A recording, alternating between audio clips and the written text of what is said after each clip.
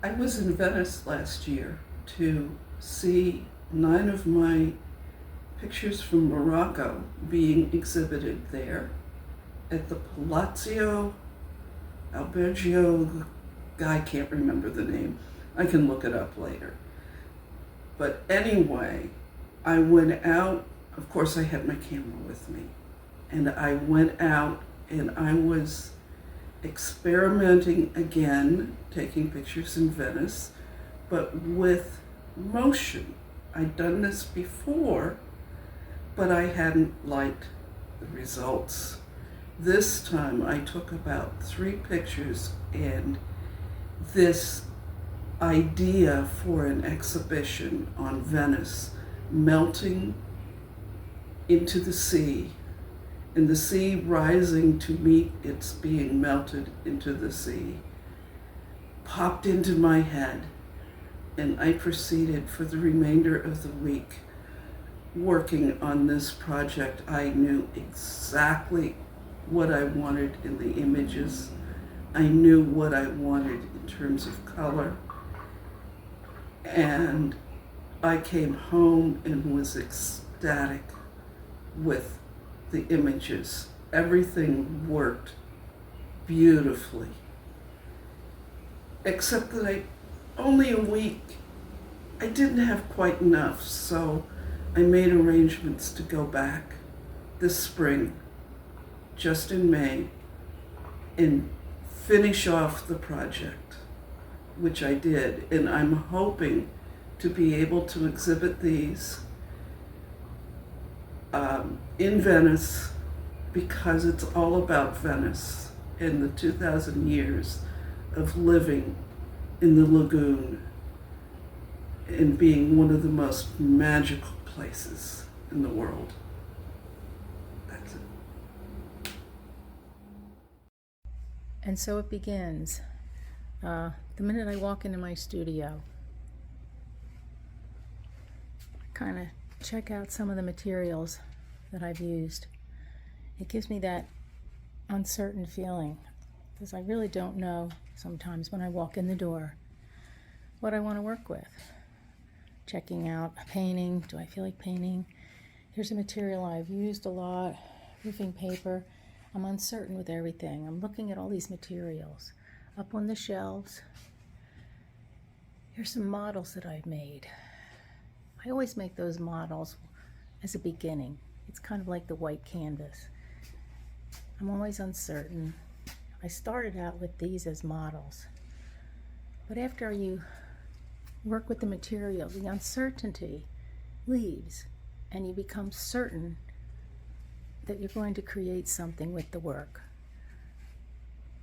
All I can say is when I come into the studio, it is an uncertain feeling. It's much like when I go on a residency. I've gone on enough of them now. My whole process is about challenging myself, putting myself in an uncomfortable situation and not taking my materials with me, but finding them when I am in that place. So I like to challenge myself. And I found by putting myself in that uncertain place, it pushes me to a much more creative location. I'm showing this variety of work purposely to show you how I go from one place to the other. I'm uncertain if I want to be a painter, if I want to be a sculptor, do I want to be an installation artist? But once I work with the material, the certainty comes real. Hello, this is Bryant Bell. My friends call me T. I'm a local artist in Wyoming, Delaware, and I paint mostly in acrylic. I've been painting about 12 years. I was asked to tell about a life decision that helped me focus more on art. I found out in 2008 that I had a lung disease and that I had to go on oxygen. I tried to use my time wisely by learning to paint and trying to relieve stress. Later, I had a successful double lung transplant in 2010 at University of Penn. And I started taking art lessons when I recovered and went back to work at Delaware State University the following year. I would like to thank my teacher, Roberta Tucci, at the Delaware Contemporary Art, and especially ArtSource, for guiding me to the opportunity to expand my artwork throughout the region. You can find me on Facebook at Mr. T's Artwork at gmail.com. And I do really appreciate this opportunity to share my art with you. Thank you. Hi there, my name is Beryl Brenner. I'm a fused glass artist from Brooklyn, New York. I'd like to talk a little bit about the work I've been doing during the very tumultuous times that we've been living in. They're very, very difficult times and very challenging. My work focuses on some of the fears that I have, and they're pretty universal fears. One is called fear of hate, and it addresses all the prejudice and the raw hatred that we're seeing around the globe right at this present time. It's not pleasant at all, of course. Another is called fear of global warming. Again, we are seeing many destructive things happening to our environment. Some of them are man-caused, man or woman-caused, and that's not a good thing at all. And there'll be a price to pay for that. Another one that I've done is called fear of nuclear war. That's the ultimate disaster, of course, for our planet and for us. And we see that more countries are either obtaining nuclear weapons or attempting to obtain them. And our young folks have not been educated in the way that the post-World War II generation was, where there was a genuine fear of that happening. Another work is called fear of violence. Crime and violence has become epidemic all over the globe. And it's pretty scary stuff. Everyone's affected by that. So I know that I can't solve all these problems, but I did try to understand them better and scope them out and produce artwork, because that's what artists do, and that's what I do.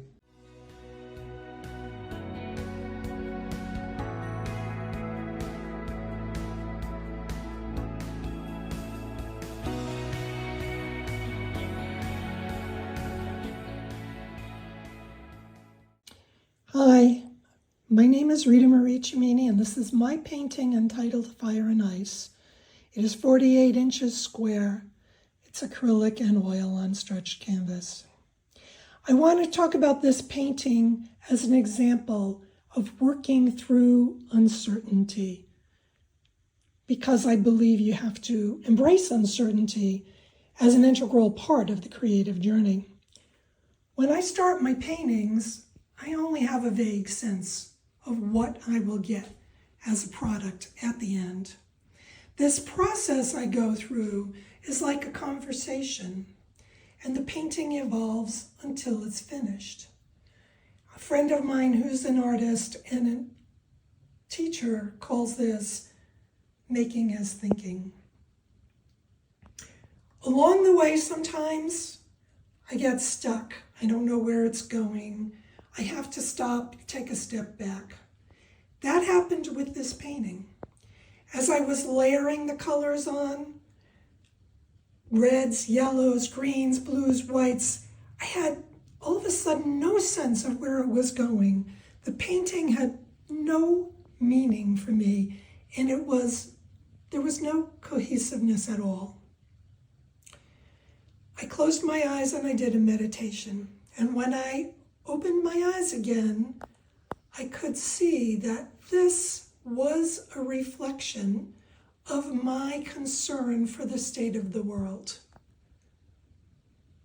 Melting ice caps, wildfires, the atrocities being committed, Recognizing this enabled me to finish my painting, Fire and Ice.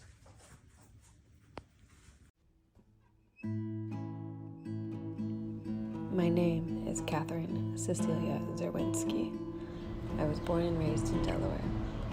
They say you can tell a lot about the truth of who you are by the earliest childhood memories that you can most strongly recall. I can remember my first oil painting pretty clearly, margarine with a thin spatula on the kitchen table. I was probably nearly 2. Love at the first sight of Payne's gray, cerulean blue, Henri Matisse, disappearing to Costa Rica to paint a new way of life, and leaving to discover the south of France, where I studied Matisse extensively at the home he spent his final days at, where I returned with my parents to drink rosé and eat fallen apricots graciously offered by the branch of a tree, recalling it all for the Delaware Contemporary. I've been here before, I will be here again, and in this moment I am certain I am.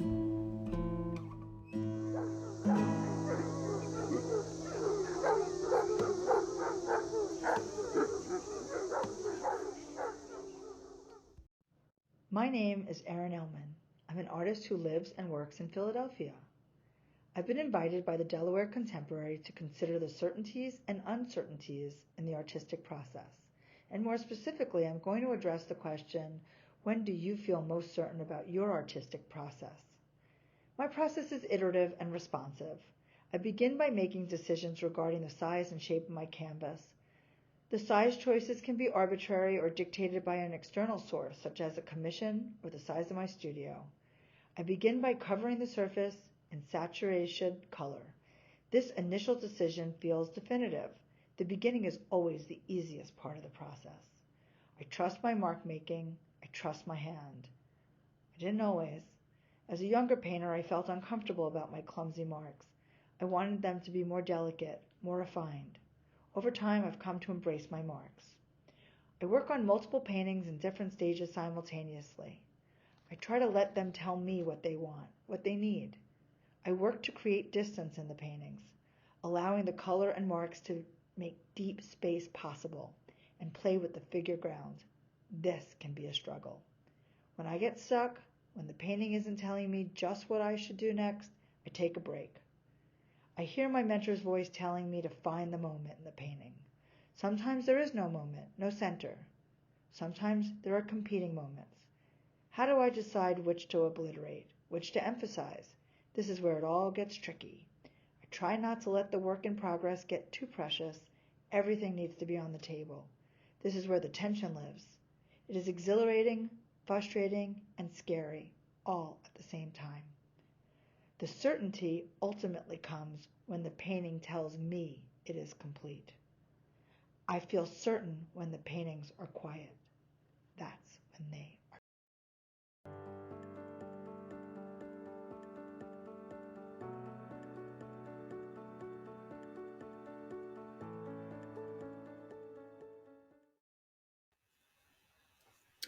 Hi there, my name is Catherine Donnelly Florence. As an artist, I'm always interested in how paint and texture and color come together and create a sense of wonder. Whatever medium I'm using to create a new piece usually becomes a partner, in the sense that it can take me to a place that was unplanned and unexpected. The process of creating art itself is uncertain. There's always uncertainty when starting a work of art. You may have an idea of what you want to create, but if you were sure of the outcome, you could just tell someone about the idea or write it down. Some paintings come about more easily than others. Getting to the point of completion is what I would associate with certainty. Either you feel certain that you have achieved what you set out to do, or you end up with something entirely different but satisfying, and you know it's time to stop. Being open and tolerant of uncertainty, I think those are important characteristics for any artist to have.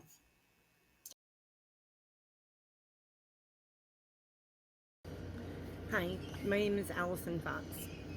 I'm on the artist roster, and the best situation I can think of where I went from uncertain to certain about my artwork or processes, just art in general.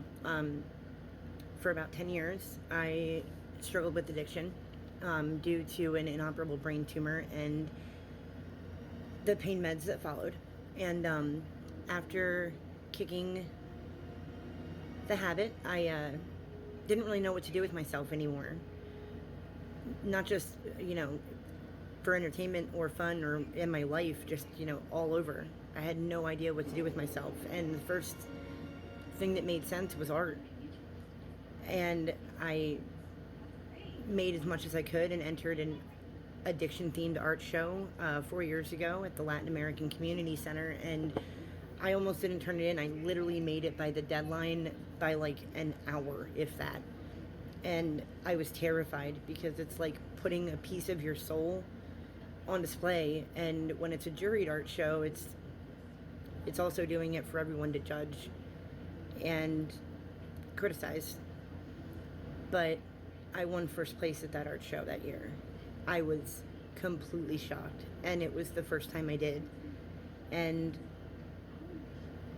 it changed everything. I haven't stopped making art since. Someone telling me that my subject matter and my style, because it's always a little darker than normal, mattered and was valuable. It was therapeutic in a way that no other counselor, therapist, or anything has been since I got clean. Art literally saved my life.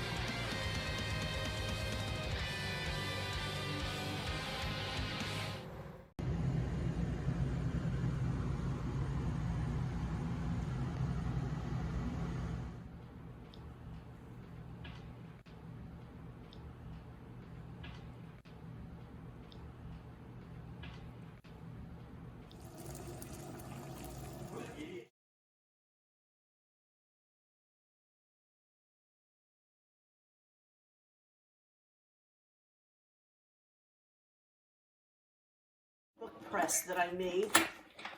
I was doing paper making at the center, but I did a lot of paper making there, so I made this bookcase. All right, Molly. Look how cool that is. So this is between, so it's still damp, so it's still kind of fragile. In here. Away from the back.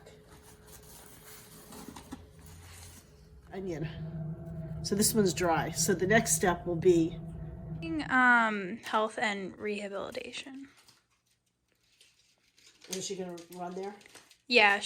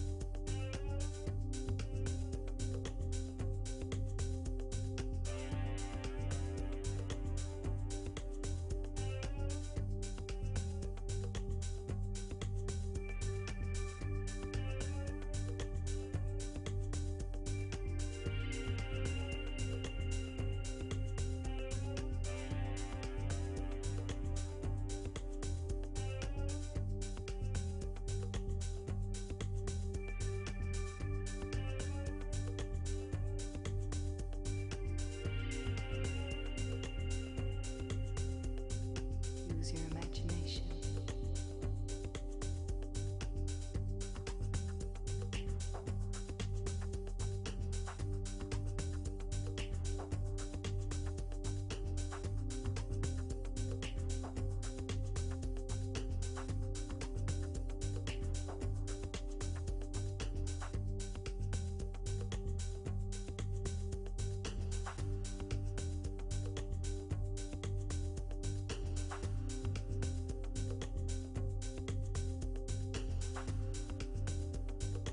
Use your imagination.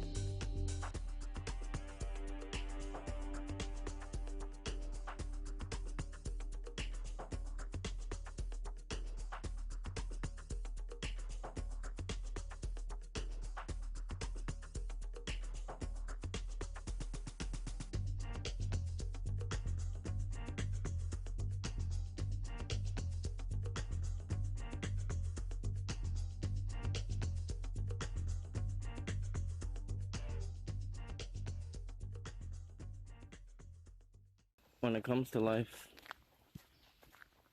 there's really two main things: certainty and uncertainty. Most of us know we can't be certain about barely anything. What we can be certain about is death, and whether we were afraid of it, and what we can do before we get to it. For a lot of us, we don't know, and we spend our whole life trying to figure it out. Why am I here? Why was I put on this planet? I say it all the time, and it's not in a negative light, but I never chose to be here. It's not that I don't love how amazing this earth is. I love everything about this planet, but I never chose to be here. That being said, me finally being involved with clay and it being involved with me has changed so much about my life. I can't imagine doing anything else now.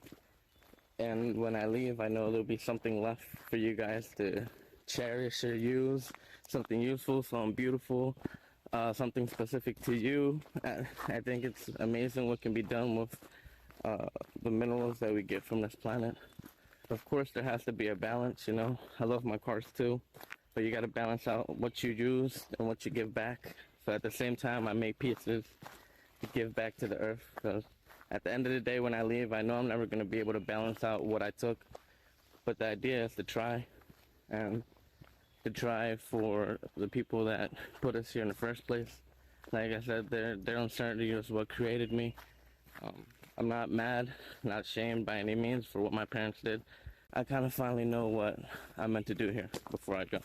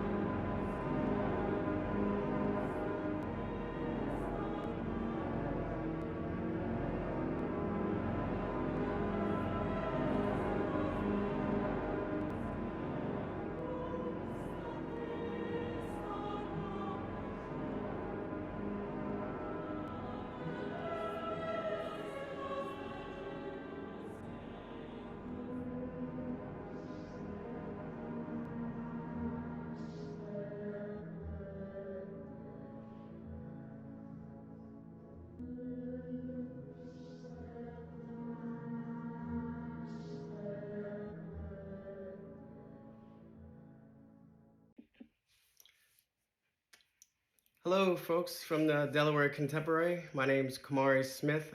I'm an artist in the Delaware area. Also do some art in Maryland and Pennsylvania, some other states as well. Thank you, Delaware Contemporary, for having me do this video. It was a pleasure being in the exhibition last summer of Radius. I look forward to being in further future exhibitions as well. And the art registry has been a great resource for me as an artist as well, and I want to thank you all for that. As an artist, when I feel the most certain about the work is when it's something that I myself have thought of and derived and kicked around. Usually it could be a week or two that I'm putting art together in my mind before I actually begin the creative process of assembling it and then painting it. When I do feel the most uncertain about art and the creative process, it's generally sometimes around commissions. It depends on who's involved with commissions, who's the work being asked of. Um, there are times when the person who's asked for the work, they're aligned with your ideas and your creative style. And there's times when the person may have a completely different, idea, and they want to be very involved in the visual process of, what's involved, in the end result, which can be a challenge because coming from a person that may not be an artist, they may not understand the composition and the imagery, making everything work together to create an image that, feels a certain way. So there's a certain aspect to it that you just have to be careful with and getting that end result to look great. Thank you. So when I'm setting up at the beginning of the day, often when I'm mixing my colors and my palette, I'm really beholding how really anything can happen within the parameters of the materials that I'm using. Anything is possible. There's many colors I've never discovered or mixed up, or color harmonies I haven't even begun to explore yet. So this process of discovery definitely involves a decent amount of uncertainty. I mean, if I knew everything that I was going to make or discover or that was going to unfold while I was painting, why would I be doing it? You know, so it's really a journey. It's exploration. It's launching out into areas things I haven't seen before. You know, things that I haven't come across before. Whether it's new color harmony or a new way that shapes relate to each other. I do like to develop an idea, and whether it's in a title or a phrase. Sometimes it comes in words for me, and writing. And if I have a solid idea, that is the one thing that is certain that I can hold on to, and it becomes an anchor for me. But then what visually unfolds can be very exciting, and it can be very frustrating, and it's just part of the creative work that I really enjoy. Ultimately, the hope is that this incredible process that we experience as artists are experienced by the viewer too. And there are some new discoveries that they are also able to make and take away from viewing the artwork, and that it's uplifting.